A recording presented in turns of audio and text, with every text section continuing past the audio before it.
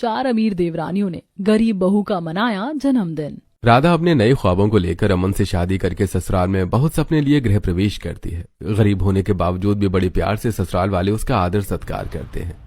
देखो तो मेरी बहू कितनी चांद का टुकड़ा है, अब तो सारा घर यही संभालेगी। सावित्री तेरी छुट्टी हो गई, तुझे घर का एक काम करने की जरूरत नहीं। तेरी बहू है ना, तुझे अपने हाथों से गरम गरम चाय बनाकर पिलाएगी, स्वेटर बनाकर पहनाएगी। अरे अब तो मेरे मजे ही मजे हैं। लेकिन बुरा मत मानियो सावित्री, तेरी बहू तो दहेज में कुछ लाई नहीं, क्या ये इतने गरीब घर से आई है? अरे सरिता बहू, मेरी बहू सर्वगुण संपन्न है ना, तो मुझे गरीब और पैसे से कोई मतलब नहीं है। और वैसे भी अब तो ये मेरे घर की लक्ष्मी है, मैं ऐसे विचारों को नहीं मानती। सही है भाभी जी, चलिए शादी हो गई, हम सभी अपने घर चलते हैं। ठीक है नारायण भाई साहब। हाँ हाँ, ध्यान से जाना और फोन कर देना। माँ जी की ये बात सुनकर ऐसा लग रहा है सभी ससुराल वाले मुझे बहुत प्यार करते हैं। गरीबी से उन्हें कोई फर्क नहीं पड़ता, तभी तो उन्होंने रिश्तेदारी में आंटी का मुंह बंद कर दिया। कभी सोचा नहीं था इतने बड़े ससुराल में मैं घर की बड़ी बहू बनकर आऊंगी। और प्यारे प्यारे 4 देवर हैं, सास ससुर हैं, ननद है। कुछ दिनों में मेरा जन्मदिन आने वाला है, पता नहीं क्या होगा। हो सकता है ये मुझे कहीं हनीमून पर ले जाए, बर्थडे सरप्राइज दे या कोई महंगी सी चीज दे।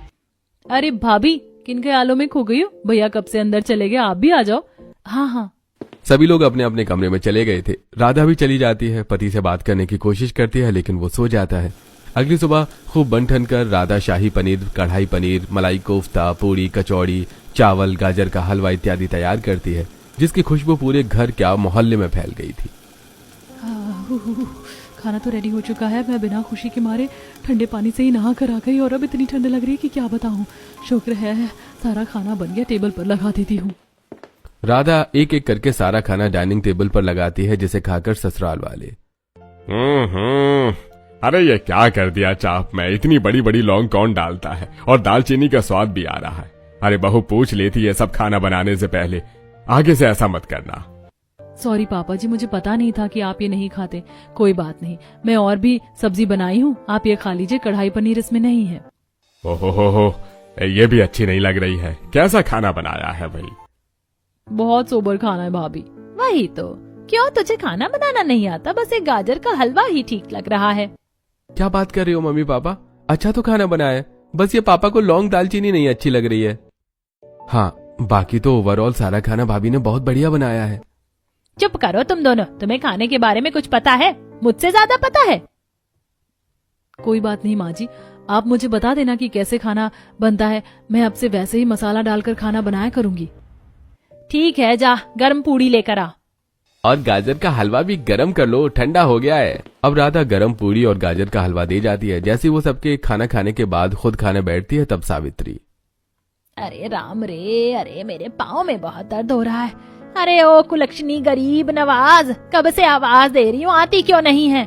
आ गई माँ जी। क्या हुआ? क्या हुआ कि बच्ची दिखाई नहीं देता? मेरे पैर में दर्द हो रहा है, ठंड से वैसे ही परेशान हूँ। सरसों के तेल की गरम मालिश कर मेरे पैरों में। जी माँ जी, अभी करती हूँ। तब राधा एक आवाज पर सरसों का तेल गरम करके अपने सास के पैरों की मालिश करती है। ज्यादा दर्द हो जाने पर उसके हाथ पर सास मार देती है। माँ जी मुझे लग गई तो अब क्या मैं तेरी मालिश करूं? आराम आराम से कर, वरना कान के नीचे रख दूंगी। जी माँ जी। सावित्री के इस बिहेवियर से राधा की आंखों में आंसू आ जाते हैं। वो सहन जाती है और सह भी जाती है। चारों देवर और पति का टिफिन पैक करने के बाद सावित्री 10 काम बताती है, जिसके बाद उसे अपना खाना खाने का मौका नहीं मिलता। और दोपहर में सबको खाना खिलाने के बाद तब राधा खाना खा पाती है। रात को राधा फूल देकर अमन से बात करने की कोशिश करती है, तब अमन उस फूल को फेंक देता है। अरे क्या है, तो मैं ऑफिस से थका आ रहा काम करके आ रहा हूँ, मेरे साथ ये सब चीज मत करो। I don't like this. चुपचाप सोने दो, सुबह जल्दी भी उठना है। और हाँ, खाने में कटहल की सब्जी, पराठे और बथुए का रायता बना लेना। जी ये सब तो मैं कर दूंगी। मैं जानती हूँ आप बहुत थक गए हैं, लेकिन हमने कल से बात कहाँ की है? जब तक बात नहीं करेंगे एक दूसरे को जानेंगे कैसे? मैं ना आपका पैर दबाते दबाते बात कर लेती हूँ, ये तो ठीक रहेगा? नहीं, मुझे तुमसे कोई बात नहीं करनी। सोचा था एक अच्छे घर की अमीर लड़की मेरी बीवी बनेगी, उसके साथ चलने में मुझे स्टैंडर्ड फील होगा, लेकिन तुम तो बेकार निकली, गरीब कहीं की। प्लीज मेरे साथ नॉर्मल रहो। क्या मतलब अमन जी, आप इस शादी से खुश नहीं है या मैं गरीब हूँ इसलिए? हाँ, दोनों लाइट बंद कर दो और मुझे सोने दो। यहाँ राधा का दिल टूट जाता है। अगली सुबह जल्दी उठकर वो पति का पसंदीदा खाना बनाती है। तब भी अमन ज्यादा खुश नहीं होता और सावित्री पल्लवी सर्दी में उसे परेशान करके काम करवाते हैं। भाभी कल मुझे अपनी सहेली के घर जाना है, मेरा स्वेटर गंदा हो रखा है, इसे अभी धोकर सुखाओ ठीक तरीके से। लेकिन इतनी सर्दी में ये धोकर कैसे सूख जाएगा कल तक पल्लवी? धूप भी तो नहीं आ रही है, तुम कोई और स्वेटर पहन जाओ, वॉशिंग मशीन भी नहीं है। हाँ तो अपने मायके से दहेज लेकर आना चाहिए था ना आपको, तभी तो वहां से वॉशिंग मशीन आती, फिर तुम आराम से कपड़े धो लेती। लेकिन चिंता मत करो, तुम जिस घर में आई हो वो गरीब नहीं, हमारे पास ऑलरेडी वॉशिंग मशीन है, जल्दी जाकर धो दो। और हाँ, कपड़े हाथ से ही धोना, लेकिन उसे ड्राई मशीन में करना। सुन लिया ना तूने? और इसके बाद मेरे सर में तेल डाल देना और मूंगफली भून कर लाइयो। जी माँ जी। फिर राधा ठंड में कांपते हुए ठंडे पानी से पल्लवी का विंटर कोट धोती है और मशीन में ड्राई कर देती है, जिसके बाद सास के लिए रसोई में मूंगफली भून कर देती है और सावित्री खाते खाते सिर की मालिश करवाती है। ऐसे ही दिन गुजरते हैं। घर के सभी लोग राधा की गरीब होने की वजह से उसके साथ बदतमीजी से पेश आते हैं।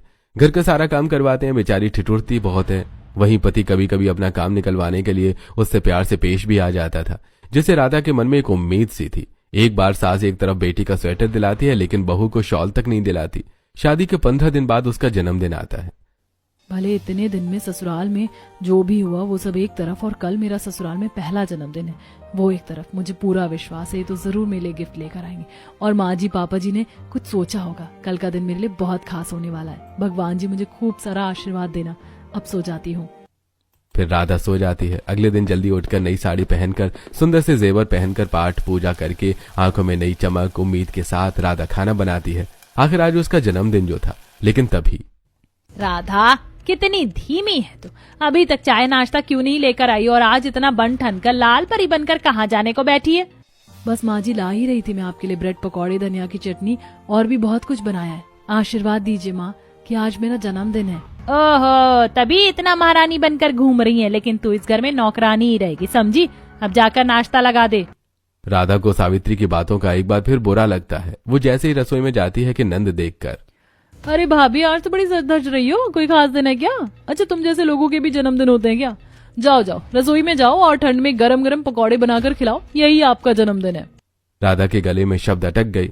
अपनी आंखों को छुपाए सबको खाना परोसती है और चटनी लेने के बहाने फिर रसोई में आती है।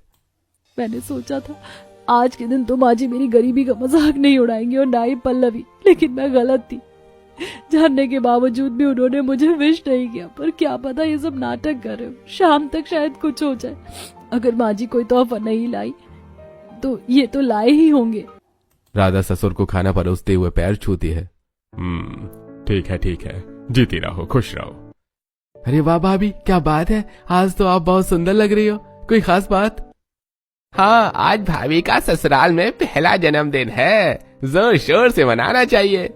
बर्थडे नहीं मनाया जाएगा इस गरीब का इस घर में। ये क्या रकम लेकर आई है अपने घर से? इतनी बड़ी हवेली को सजाने के लिए, लोगों को बुलाने के लिए पैसे लगते हैं, ये नहीं कि इसकी माँ की तरह गरीब लोगों की तरह दावत करा दी। माँ ऐसे मत बोलो। अगर भाई माँ ऐसे नहीं बोलेंगी तो कैसे बोलेंगी?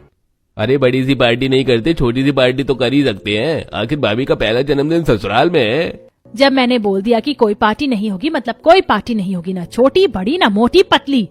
हाँ, ये गरीब भाभी इसी के लायक है। मेरा खाना हो गया, जल्दी से खाना पैक कर दो, मैं कमरे से फाइल लेकर आता हूँ। राधा को पल पल सारे शब्द चुभ रहे थे। टिफिन पैक करने के बाद वो कमरे में जाती है, लेकिन अमन एक नजर तक उसको नहीं देखता और बिना बर्थडे विश किए अपना टिफिन लेकर चला जाता है और राधा फूट फूट कर रोती है। हाँ, मैं इतनी बुरी हूँ भगवान जी, सुबह सुबह मेरे ससुराल में मेरे देवर को छोड़कर किसी ने भी मुझे विश नहीं किया। मेरे खुद के पति भी जल्दबाजी में यूं ही चले गए। उदास मन से राधा घर की सफाई करती है, कपड़े धोती है, ससुर के लिए स्वेटर बुनना लगती है। इतने में शाम हो जाती है। अमन के जल्दी घर आते ही एक बार फिर राधा को उम्मीद होती है। उसके सामने खड़ी हो जाती है और अमन, ऐसे पुतले की तरह मेरे सामने क्या खड़ी हो गई हो? हाँ, मैं तुम्हारे बर्थडे के लिए कोई तोहफा नहीं लेके आया हूँ, मैं भूल गया था। जाकर गर्मा गर्म चाय बनाकर लेकर आओ, बहुत सर्दी लग रही है। और हाँ मम्मी पापा, मैं मिठाई लेकर आया हूँ, मिठाई खा लो। राधा तुम भी खा लो। लगता है गिफ्ट नहीं लाए तो मिठाई खिलाकर ही विश करेंगे। जी खाती हूँ। बेटा किस खुशी में तो मिठाई लेके खिला रहा है, बहू के जन्मदिन पर? अरे नहीं, वो मुझे नया प्रोजेक्ट मिला है और टेंडर भी पास हो गया इसी खुशी में। बड़ी आई थी भैया के हाथ से अपने जन्मदिन की खुशी में मिठाई खाने वाली।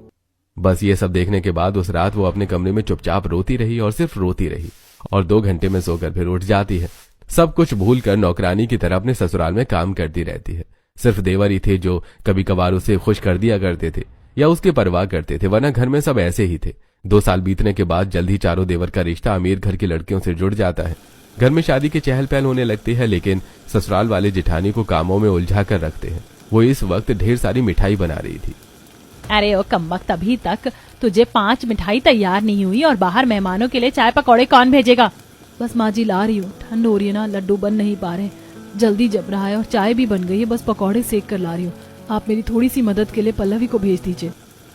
ओ भाभी, मेरे को कोई काम धंधा नहीं है क्या? मेरे हाथों में मेहंदी लगी हुई, मेरी फ्रेंड जा रखी है, मुझे उनके साथ फोटो खिंचवानी है, अपना काम खुद करो। राधा को सुनाकर सावित्री और पल्लवी चली जाती हैं। वो ठंड में ठिठुर कर राधा एक तरफ लड्डू बनाती है, दूसरी तरफ पकौड़े और फिर मेहमानों को परोसती है। शादी में भी उसे नजरअंदाज किया जाता है। 2 दिन बाद चारों देवरानियां शादी करके घर में आती हैं। सास अमीर होने की वजह से बहुत ग्रैंड स्वागत करती है। धुआं निकलता है, गुलाब के फूलों की बारिश होती है। चारों बहू को सोफे पर बिठाकर पास में हीटर चला दिया जाता है। तू नजर न लगे मेरी चारों बहू को। बहू, तुम्हें ठंड तो नहीं लग रही? हीटर और तेज करूं, गरम शॉल या कंबल ले आऊं? नहीं माँ जी, हीटर जलने से ठीक नहीं लग रहा है। हाँ माँ जी, आप चारों में से कोई भी अपनी इकलौती नंद के लिए कुछ नहीं लाया क्या भाभी? लाई हूँ मैं, ये देखो डायमंड ब्रेसलेट। वाओ भाभी, थैंक यू सो मच। हम भी तुम्हारे लिए कुछ लाए हैं, लेकिन कल देंगे। हाँ, कोई बात नहीं भाभी, चलेगा। आप चारों कम से कम मेरे लिए कुछ लाई तो हो। एक बड़ी भाभी है, कुछ भी नहीं लेकर आई मेरे लिए। क्यों? उन्होंने क्यों नहीं दिया? अरे बहू, तू भी किसकी बात कर रही है? इतनी गरीब है वो, कहाँ से कुछ देगी मेरी बेटी को? 1 रुपए खर्च नहीं किया शादी में उसने। माँ जी, मैं कॉफी बनाकर ले आई हूँ, देवरानी जी पी लीजिए। थैंक यू दीदी, आप कॉफी लेकर आ गई। इतनी ठंड में कॉफी पीने का ही मन कर रहा था। ठंड लग रही है, लेकिन गरम गरम कॉफी पीकर भी मजा आ रहा है। माँ, सारी रात अपनी बहू की तरह हमें भी यहीं बिठाओगी क्या? हाँ तो ऐसा करो, तुम सब जाओ, मैं भी आराम करता हूँ। इन सास बहू को जब सोना होगा सो जाएंगी। सब सोने चले जाते हैं, लेकिन सावित्री देर रात तक बहू से शादी का सामान निपटने को कहती है। तब बेचारी 2 बजे ठंड में कांप कर सोती है। अगले दिन चारों अमीर देवरानी की पहली रसोई की रस्म होती है, लेकिन सावित्री वहां पर भी गरीब बहू को नीचा दिखाने के लिए चारों बहू से कुछ नहीं बनवाती और उसकी जगह राधा से ही सारा खाना बनवाकर टेबल पर लगा देती है। वाह बहू, तुम्हारे हाथ की पहली रसोई का खाना खाकर मजा आ गया। हाँ, ये तो है। ये वही खाना जो मैंने अपनी पहली रसोई पर बनाया था, तभी किसी को पसंद नहीं आया और आज अमीर बहू के नाम पर मेरे हाथ का ही खाना पसंद आ गया। पापा जी, आपको गलतफहमी हुई है, ये खाना हमने नहीं, जेठानी जी ने बनाया है। अच्छा, रोज राधा के बने हुए खाने में नुक्स निकालता हूँ, लेकिन आज दिखावे के चक्कर में छोड़ो। मैं तो खाते ही पहचान गया था राधा भाभी के हाथ का खाना है। हाँ, वो हमने थोड़ा सा कटिंग विटिंग की थी, बाकी खाना जेठानी जी ने ही प्रिपेयर किया है। दिन गुजरते हैं, कड़कड़ाती ठंड और बढ़ने लग जाती है। घर में सभी लोग टीवी देख रहे होते हैं, हीटर चल रहा होता है, मूंगफली फूले खा रहे होते हैं, लेकिन कोई गरीब बहू को नहीं पूछता। तब चारों देवरानी, अरे जेठानी जी, आप क्या रसोई में काम कर रही हो, वो भी इतनी ठंड में? देखो पूरा परिवार बाहर बैठा है, चलो अभी हमारे साथ मूंगफली खाओ, हाथ सेक लो। ठीक है, किसी ने तो मुझे इतनी देर से कभी नहीं बुलाया, लेकिन मेरी देवरानियों को देखो, मेरी फिक्र करती हैं। ऐसे ही जब सावित्री मोहल्ले में से चारों अमीर बहू को शकरकंदी की चाट दिला रही थी, तब कियारा, आहा, वो एकदम चटपटा हो गया। ये खाकर इतनी नींबू डाल रखी है ना, सर्दियों में खाने का ये अलग ही मजा है। अरे हम चारों, पल्लवी और माँ जी यहाँ पर शकरकंदी की छत पर मजे ले रहे हैं और बड़ी जेठानी जी नहीं है, मैं उन्हें लेकर आती हूँ। अरे बहू, रहने दे, उस गरीब के लिए थकने की कोई जरूरत नहीं है। हाँ भाभी, उन्हें हमारे मूवमेंट में शामिल मत कीजिए। क्यों माँ जी, वो भी तो इस घर का हिस्सा है ना। इतने में कियारा दूर खड़ी जेठानी की आंखों में आंसू देख लेती है। राधा रसोई में जाती है, कियारा उसे लेकर आती है, लेकिन इतने में शकरकंदी वाला चला जाता है। ओहो जेठानी जी, शकरकंदी वाला तो चला गया, पर कोई बात नहीं, हम चारों आपको अपनी प्लेट से खिलाएंगे। तब चारों अमीर देवरानी अपनी बड़ी बहन की तरह प्यार करके अपनी प्लेट से उसे शकरकंदी खिलाती हैं, जिसे खाकर राधा भावुक हो जाती है। क्या हुआ दीदी, हमसे कोई गलती हुई है क्या?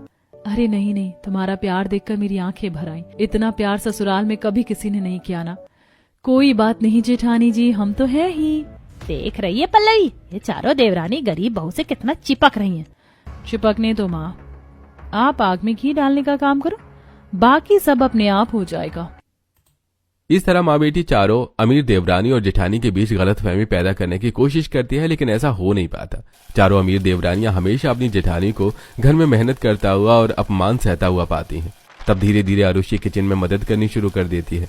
क्यारा बातचीत करके जेठानी को खुश रखती है। सुरभि राधा से घर की जिम्मेदारियां समझती है और इंदु दोस्ती करके छोटी बहन की तरह समय पर खाना खिलाती है। घर का बदलते माहौल देखकर सास नंद को अच्छा नहीं लगता। एक दिन सावित्री चारों बहू को शॉपिंग पर ले जाकर उन्हें बढ़िया बढ़िया शॉल दिलाती है, लेकिन गरीब बहू को कुछ नहीं। तब चारों देवरानी स्पेशली गरीब बहू को मॉल में ले जाकर महंगी महंगी शॉपिंग करवाती हैं। अरे मैंने तुम चारों को बोला ना, मुझे कुछ नहीं चाहिए, मेरे पास कपड़े हैं, ये देखो मैं पहन कर आई हूँ। रहने दो दीदी, कितना झूठ बोलोगी, बाहर जाकर बच्चों की तरह दांत किटकिटा रही हो, पैरों में जुराब नहीं है, स्वेटर भी फट रहा है। आज हम आपको सब कुछ दिलाएंगे। माँ जी को तो आपकी फिक्र नहीं है ना, क्यों चिढ़ती रहती हैं वो आपसे, सिर्फ इसलिए कि आप गरीब हो। लेकिन हम चारों ऐसा कुछ नहीं समझते, आप हमारी बड़ी बहन जैसी हैं और हम छोटे हैं, इसीलिए आपको हमारी बात सुननी ही होगी राधा दीदी। अच्छा बाबा ठीक है, दिला दो। राधा दीदी ये देखो, ये शॉल देखो, आप पर बहुत सुंदर लगेगी, अच्छी है ना? हाँ ये तो बहुत सुंदर है। चारों अमीर देवरानी जब गरीब बहू को शॉपिंग करवाकर घर आती हैं तब सास, बहुओं तुम चारों को कोई और आदर्श नहीं मिला? ये राधा ही मिली सीखने को। माँ जी आदर्श तो वही होता है जो बिना बदले सबको अच्छा रखे, राधा भाभी जैसी। अच्छा अब मेरी गरीब भाभी महारानी बनेंगी। आप चारों भाभी इतनी मेहनत मत कीजिए। अरे पल्लवी, महारानी तो वो शादी वाले दिन ही बन गई थी, बस ताज पहनाने में आप सब लेट हो गए। सब स्तब्ध रह जाते हैं। राधा ने दिखाया कि अब कोई है घर में उसके लिए आवाज उठाने वाला। देर रात को ठंडा पानी में बर्तन धोने वाली राधा सुबह आराम से लेट उठती है, क्योंकि उसकी चारों देवरानियां रसोई के काम में उसकी मदद करवाती हैं, कपड़े धुलवाती हैं, बर्तन साफ करवाती हैं। सुबह की चाय बनती है। काम बंटने से राधा को आराम मिलता है। ससुराल वाले भी अब उसे कुछ कहने से पहले 4 बार सोचते थे। राधा को विश्वास नहीं हो रहा था कि इतना भी प्यार मिल सकता है। ज्यादा सर्दी से क्यारा सुरभि को सर्दी जुकाम हो जाता है तो राधा उनके हाथ पैरों की मालिश करती है। अब तुम दोनों को बेहतर तो लग रहा है ना? इसके बाद गर्म दूध पी लेना, ये 2 ड्राई फ्रूट्स खा लेना दोनों, और विक्स लगा लेना, कल तक पक्का ठीक हो जाओगी। दीदी आपके जितना ख्याल तो मम्मी ने भी नहीं रखा जितना आप कर रही हैं हमारे लिए। अरे मैंने तो बस अपनी छोटी बहनों का ख्याल रखा है। राधा के जाने के बाद सुरभि का पति राकेश आता है। अरे सुरभि, अब तो तुम्हारी तबीयत ठीक है ना? अरे बिल्कुल जेठानी जी, मेरा और क्यारा का ऐसे ख्याल रख रही है जैसे मम्मी ने अपने बच्चों का रखती हैं। 2 दिन से तो काफी बेहतर तबीयत है मेरी। काश हम भी उनके लिए कुछ ऐसा कर पाते, जैसे बर्थडे पर सरप्राइज देते। अरे हाँ राकेश जी, उनका बर्थडे कब आता है? हम उन्हें सरप्राइज देंगे। रहने दो, इसकी कोई जरूरत नहीं है। भाभी अपसेट होंगी और शायद अपना बर्थडे भी नहीं मनाएंगी। लेकिन क्यों? अरे क्योंकि वो अपने सेकंड बर्थडे पर भी खुश नहीं थी। माँ ने 2 साल से उनका बर्थडे नहीं मनने दिया। उनका बर्थडे 1 हफ्ते बाद ही है। खैर सो जाओ। तब सुरभि को नींद नहीं आती। वो सुबह अपनी तीनों देवरानी से बात करती है और चारों देवरानी जेठानी से बात करने जाती है। दीदी चिंता मत करो, आपका बर्थडे इस बार हम बनाएंगे और बहुत अच्छा बनेगा। तुम्हें मेरे बर्थडे के बारे में कैसे पता चला? देवर जी ने बताया होगा, लेकिन मुझे नहीं मनाना। पर क्यों दीदी? क्योंकि पिछली बार की तरह मैं आज भी नहीं रहना चाहती। पिछले साल जैसा भी गया हो, लेकिन थोड़ी सी उम्मीद है मेरे दिल में कि इस बार मेरा जन्मदिन ससुराल में अच्छा जाएगा। और ये लगा ली लिपस्टिक, मैं तैयार। राधा बड़े प्यार से खाना बनाकर डाइनिंग टेबल पर लगा देती है, पर तब भी ससुराल वाले बेरुखी से उससे बात करते हैं। माँ इसको देखो, आज फिर मेकअप करके तैयार हो गई, कहीं बाहर जाने का प्लान है क्या? राधा चुप, आंखें नीचे थी। अरे पल्लवी, इन गरीब घर की लड़कियों को ना छोटी छोटी बातों पर भी उम्मीदें होती हैं। अब तक इसे ये नहीं पता चला कि हमारे मन में है क्या। मैं जानती हूँ माँ कि इस बार भी आप मेरा जन्मदिन घर में नहीं मनाना चाहती। मैं भी किसी को कुछ नहीं बोलूंगी। जानबूझकर घर में कोई भी राधा को जन्मदिन विश नहीं करता, सिवाय देवर के। इस बार देवर छुपाकर छत पर पेस्ट्री कटवा देते हैं, जिससे राधा को थोड़ी खुशी मिलती है। वो अमन से बात करने की कोशिश करती है, पर अरे 2 साल की बच्ची हो क्या जो अमन जी करके मेरे पीछे आ रही हो? अरे बच्चे मनाते हैं बर्थडे, और वैसे भी पैदा होकर तुमने कोई तीर नहीं मार दिया, कर तो घर में झाड़ू पोछा ही रही हो ना। पति दूसरे कमरे में जाकर सो जाता है। खुद को कमरे में अंधेरा करके मोमबत्ती जलाकर राधा तुझे ससुराल की खुशी कभी नहीं मिली, यही तेरी असलियत है। किसी ने तुझे विश नहीं किया, लेकिन मैं तुझे करती हूँ। Happy birthday Radha. मोमबत्ती बुझाकर राधा ठंड में जमीन पर सोकर सिसकते हुए रात बिता देती है। भाभी आपने इतना दर्द झेला है? माँ जी की नफरत के पीछे पता नहीं था। लेकिन हमने भी माँ जी को लाइन पर नहीं लाया ना, तो हम भी आपकी देवरानी नहीं। चारों उसके कमरे से चली जाती हैं। आरुषि दीदी, इस वरुण का बर्थडे ऐसे मनाना कि दुनिया याद रखे, और सिर्फ बर्थडे नहीं, भाभी का सम्मान भी वापस दिलाना है। चारों बहू जेठानी के बर्थडे के लिए महंगी साड़ी, सैंडल, गरम शॉल, मेकअप, बहुत सारी शॉपिंग करती हैं। वहीं इसी बीच गरीब बहू ससुर के बीमार होने पर पैरों की मालिश करती है। सास के लिए गोंद का लड्डू बनाती है। पल्लवी के लिए ड्रेस सी कर देती है। पति की फाइल घर छूट जाती है तो नंगे पांव ऑफिस पहुंचाती है। देवरानियों को ठंड में काम करते देखकर मदद करवाने आ जाती है। एक हफ्ते बाद राधा का जन्मदिन आ जाता है। चारों अमीर देवरानियां खूब जोर शोर से हवेली को सजा रही होती हैं। तब ससुराल वाले, क्या जरूरत है इतना करने की? जरूरत नहीं है, हक है भाभी का माँ जी। अरे करने दो सावित्री, कब तक रोकोगी? अरे नहीं नहीं, उसका जन्मदिन उसने कभी नहीं मनाया, मत करो ये सब डेकोरेशन। बस जेठ जी, बहुत हुआ। हमें इस घर में आए हुए महज 1-1.5 महीना हुआ होगा, लेकिन इतने में हमें पता चल गया कि आप सब लोग उनके साथ कैसा बर्ताव करते हो। वो इतने अच्छे दिल की हैं, सिर्फ गरीब हैं, तो इसलिए आप लोगों ने उन्हें अंडरस्टिमेट कर दिया है। आपको फाइल पहुंचाने के लिए जेठ जी वो नंगे पांव ठंड में दौड़ गई। पापा जी जो बोलते हैं, जैसा बोलते हैं वो वैसा ही करती हैं, वही खाना बनाती है। और माँ जी आपकी तो कितनी बार मालिश की उन्होंने। और पल्लवी तुम्हारे लिए तो ड्रेस भी बनाई थी अभी 2 दिन पहले। और हमें तो माँ की तरह प्यार करती है, ठंड में खाना बनाती है, सब कुछ करती है, फिर भी आपको कदर नहीं है। सिर्फ उनका जन्मदिन नहीं मना सकते? हाँ माँ जी, पापा जी, क्या दीदी को हक नहीं है बाकियों की तरह जीने का? कुछ ही देर में 12 बजने वाले, उन्हें सरप्राइज देना है। आपको नहीं देना तो कोई बात नहीं। और इसमें हम आप चारों के साथ हैं। अरे रुको, मैं भी तुम्हारे साथ आ रहा हूँ। मैं भी पता नहीं क्यों सावित्री की बात सुनी, अमीर गरीब में फर्क किया, जबकि राधा बहू बहुत अच्छी है। मैं उसका जन्मदिन धूमधाम से मनाऊंगा। थैंक यू सुरभि भाभी, आरुषि भाभी, आप चारों ने हम सबकी आंखें खोल दी। माँ आपको भी बदलना चाहिए। तुम सब बिल्कुल ठीक कहते हो। मैं भी राधा बहू का जन्मदिन अच्छे से मनाऊंगी। कहाँ है वो? माँ जी मेरे कमरे में है, मैं उन्हें लेकर आऊंगी। जब तक आपका कमरा रेडी कर देना। क्यारा राधा को उठाने जाती है। इतने में बाकी घर वाले जल्दी से उसका बेडरूम बलून, फूल और कैंडल से, परफ्यूम से अच्छे से डेकोरेट कर देते हैं। जैसे ही राधा कमरे में आती है, पार्टी प्रॉपर ब्लास्ट होता है और सब जोर से happy birthday to you, happy birthday dear Radha, happy birthday to you. मेरा जन्मदिन सब मना रहे हैं, सब। ऐसा कैसे हो सकता? मैं जा रही हूँ। राधा को पुरानी बातें याद आ जाती हैं। वो जैसे ही जाती है, ससुराल वाले कान पकड़कर खड़े हो जाते हैं। माफ कर दे बहू, मैंने तुझे सबसे ज्यादा सताया और तेरा जन्मदिन भी नहीं मनाने दिया, लेकिन आज बहुत जोर जोर से तेरा जन्मदिन मनाऊंगी। मैंने जो अमीर गरीब में फर्क किया है उसके लिए भी मुझे माफ कर दे। पति होने के नाते मैं भी बहुत गलतियां की हैं, मुझे माफ करना राधा, प्लीज। एक नई शुरुआत करते हैं ना। मेरी तरफ से भी कान पकड़कर सॉरी भाभी। भाभी आज आपका नहीं, हमारा जन्मदिन है, क्योंकि आज आपने जन्म लिया था इस घर को संभालने के लिए। ये सुनकर राधा फूट फूट कर रो पड़ी। चारों देवरानियों ने उसे गले लगा लिया। दीदी अब सब कुछ ठीक हो चुका है। हम सब आपका दिवाली की तरह जन्मदिन मनाने के लिए इंतजार कर रहे हैं। मैंने सबको माफ किया, सब कुछ भूल कर मैं नई यादें बनाना चाहती हूँ। और इसके लिए मैं तुम चारों अमीर बड़े दिल वाली देवरानियों का कितना भी शुक्रिया अदा करूँ वो कम है। चलो दीदी जल्दी से रेडी हो जाओ, क्योंकि अभी तो पार्टी शुरू हुई है। तब राधा प्रिंसेस जैसी सुंदर बनकर आती है, जहां बड़े शानदार तरीके से चारों देवरानी ससुराल में पहली बार उसका जन्मदिन अच्छे से मनाती हैं। खूब डांस पार्टी होती है और राधा अपनी जिंदगी में खुश रहती है। दोस्तों, रिश्तों की अमीरी पैसों से नहीं, दिल के व्यवहार से होती है। और चारों देवरानियों ने राधा को प्यार देकर अमीर बना दिया था।